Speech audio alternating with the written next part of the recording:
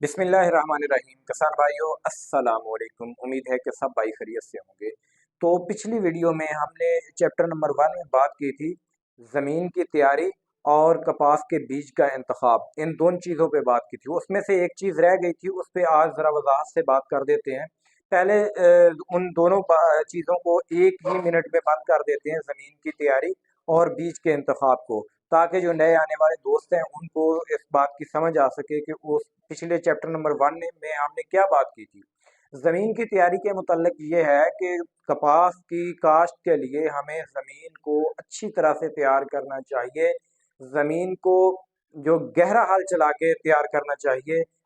गंदम की तैयारी के वक्त अगर थोड़ा हल भी चलाएं तो काम चल जाता है। कपास की जड़ ज़्यादा होती है, लंबी होती है। ये थोड़ा हल चलाने से ज़मीन की अगर तह ना टूटे तो ये काश्त जो है वो हमारे लिए फ़ायदेमंद नहीं होती। हमें कपास की काश्त से पहले ज़मीन को गहरा हल चला के तैयार करना चाहिए।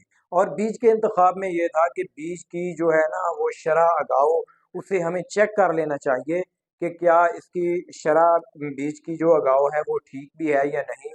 वरना ज़मीन की तैयारी पे जो अखराजात होते हैं और उसका सबसे अहम ये होता है वो भी ज़ाया हो जाते हैं, अखराजात भी। सबसे अहम ये बात होती है कि हमें वक्त यानी लेट हो जाता है, जो हम लेट हो जाते हैं उसका कोई अजाला नहीं होता।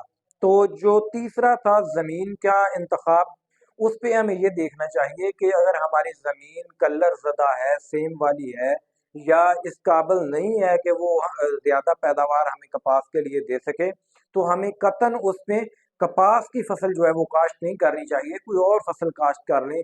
जैसे कि झोना वगैरह है, चावल वगैरह की यानी जो फसल है, या जंतर वगैरह, या ऐसी जो सेमज़दा ज़मीन है उसमें हमें कपास की फसल काश्त नहीं करनी चाहिए। उसकी वजह ये है कि कपास की फसल जो होती है ये बहुत कॉस्टली होती है, इस पे काफ़ी अखराजात आते हैं।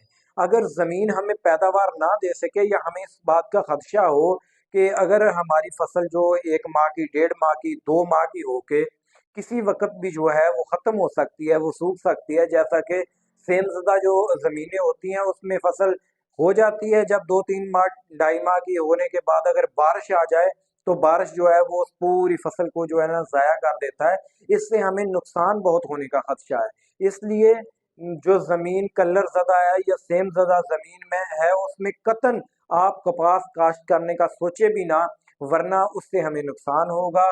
और फाइनेंशियली किसान जो है हमारा ये नुकसान बर्दाश्त करने के बर्दाश्त करने के काबिल नहीं है, हम बर्दाश्त नहीं कर सकते।